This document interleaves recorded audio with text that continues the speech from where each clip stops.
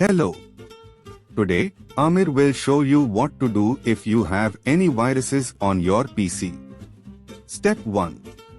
Go to the search bar on the bottom left side of the screen and type virus. Click on Virus and Threat Protection. Next, enter the virus and threat protection settings and make sure that real-time protection is turned on.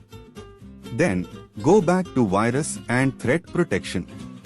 Under Current Threats, click on Quick Scan and wait for it to complete.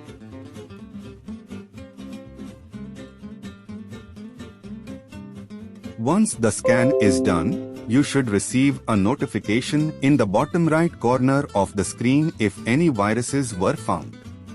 And that's the tutorial for dealing with simple viruses. If you followed all the steps, your system should now be clean and running normally. If you have any issues or questions, feel free to leave a comment below. I do read and reply. Don't forget to like the video if it helped, and subscribe for more tutorials like this one. Thanks for watching and stay safe online.